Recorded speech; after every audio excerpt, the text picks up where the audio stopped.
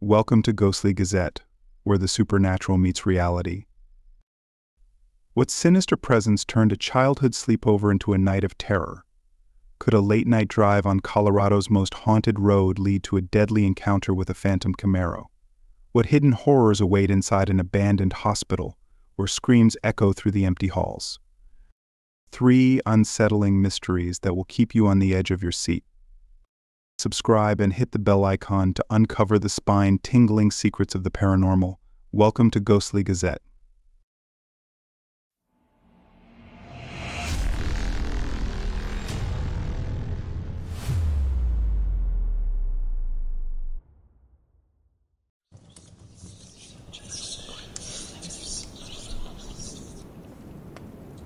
When I was 12, I had what I believe was my last sleepover ever.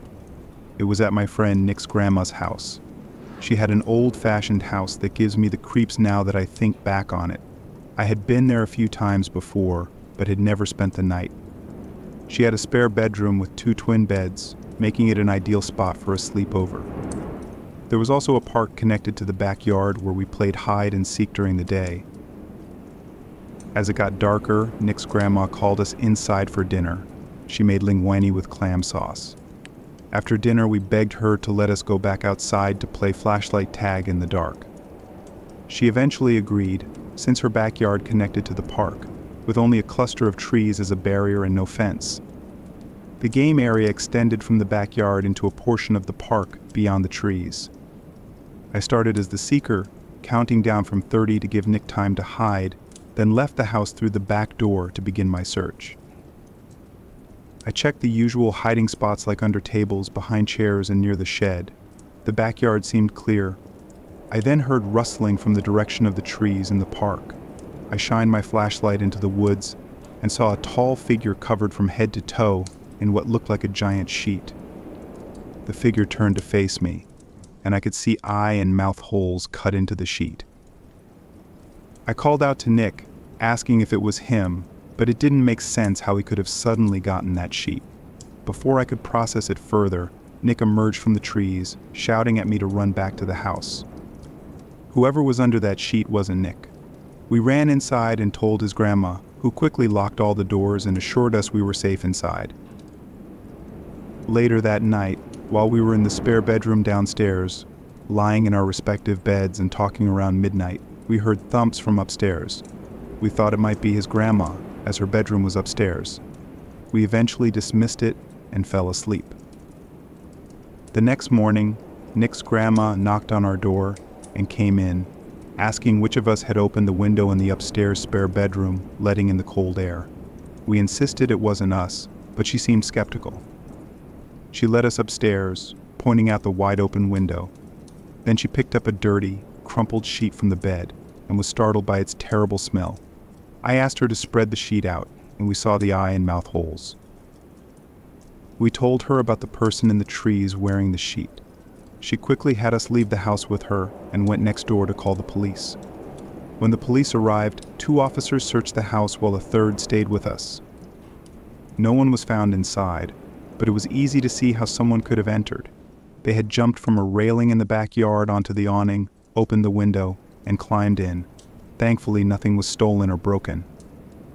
We didn't have to stay another night, and Nick's parents had his grandma stay with them for a few days, just to be safe.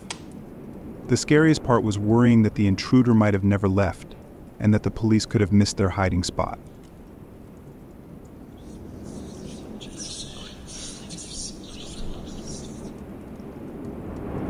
This occurred in October 2019.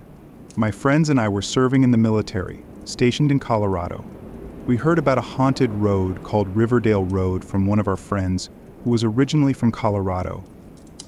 There were various legends about the road, including stories about a ghostly jogger tapping on windows, bloody handprints on road signs, Native American shapeshifters, ghostly hitchhikers, the list goes on. The legend relevant to this story is that of a phantom Camaro. According to the tale, a guy crashed on the road back in the 60s or 70s while speeding down its many twists and turns, and now he haunts the road, trying to race people to their death. Our friend said he had visited the road several times, but nothing ever happened. Since it was October, the rest of us were keen on going to see if we could experience something spooky. We decided to go very late on a Sunday night, around 1 in the morning, technically making it Monday morning. There were 5 of us, all in one car. Our Colorado native friend mentioned he went to high school with someone who died on that road, and there was a cross somewhere along it. Since a couple of the guys needed to pee anyway, we pulled over where the cross was so they could go off to relieve themselves while the rest of us looked at the cross. It was extremely dark outside and eerily quiet, except for our footsteps in the grass and our conversation. We were only outside for a couple of minutes when, out of nowhere, a car sped around the bend of the road and drove past us. One of my friends joked, "Oh, it must be the Camaro." We all laughed, but as the car completely passed us, we saw that the taillights were indeed that of a Camaro. At that moment, we all scrambled back into the car, and by the time we were all inside and starting to drive away, the Camaro was right behind us, following us. The car had turned around. This was wild. It matched the description of the legend perfectly. It was an old black Camaro with a busted headlight. My friend who was driving was freaking out, and rightfully so. We told her to just drive the speed limit, because the legend says if you try to speed, then you die. So we went the speed limit for the rest of the road with this Camaro tailgating us. It was so close. The driver of the Camaro even turned off the headlights, which was really weird considering how dark it was outside, and they could have easily hit us without being able to see. As soon as we reached the end of Riverdale Road and were about to turn off, the Camaro stopped, turned around, and headed back in the other direction. Now, I don't know if the Phantom Camaro is real, or if the legend is based on some crazy person, but it was just strange how the car literally appeared out of nowhere. It was so silent outside we would have heard it coming far sooner than when it came around the corner of the road. Plus, what kind of person would be out on this rural road at 1 in the morning on a Monday night? I don't know. I personally believe in the paranormal, so I think it was a ghost, but I try not to push my beliefs onto others.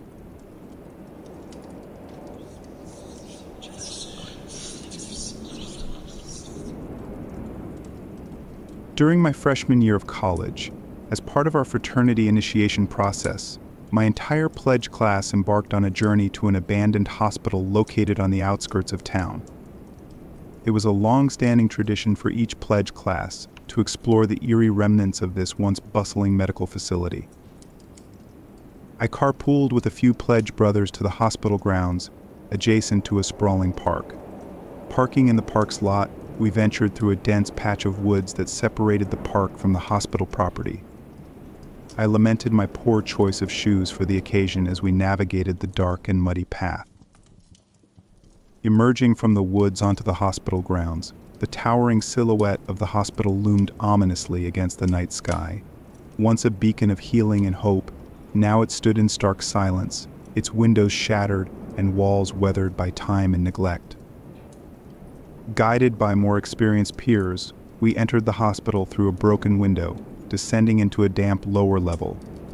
Splitting into smaller groups, we explored different floors and corridors of the hospital. Joshua, one of my pledge brothers, and I ventured down a hallway on the second floor, exploring rooms that ranged from eerily pristine to vandalized with graffiti. In one hospital room, still furnished with a bed and medical equipment, we heard distinct footsteps echoing down the corridor. Peering out, we caught a fleeting glimpse of a shadowy figure passing by. Alert and somewhat unnerved, we called out, but received no response. Intrigued, we cautiously proceeded down the corridor, where I noticed someone standing at the far end, their back turned towards us. Tense with apprehension, I inquired about their presence, but they swiftly disappeared into an adjacent room. Deciding it was best to regroup with our friends, we retraced our steps, our nerves on edge. As we approached our group, a piercing scream reverberated through the hospital, freezing us in our tracks. The scream was gut-wrenching, evoking a sense of primal fear that sent shivers down our spines. Without hesitation, we sprinted back towards our entry point on the lower level, hastily crawling out through the broken window. The adrenaline-fueled escape was fueled by the overwhelming sense that we were being pursued by an unseen presence. Returning to our vehicles, breathless and shaken, I recounted the sighting and the chilling scream to my friends. We wasted no time in leaving the hospital grounds behind, the unsettling experience etched into our memories. None of us dared to entertain the idea of another nocturnal exploration anytime soon. Thank you for joining us on this journey into the unknown. Have you ever encountered the unexplained? Share your stories in the comments below. Remember to like this video if you enjoyed these spine-tingling tales. Your support helps us bring more paranormal mysteries to light. Check out our other videos for more encounters with the supernatural. From haunted roads to ghostly apparitions, there's always a new mystery waiting to be uncovered. Stay vigilant, stay curious, and most importantly, stay brave. This is Ghostly Gazette, where the line between the living and the dead is always just a whisper away.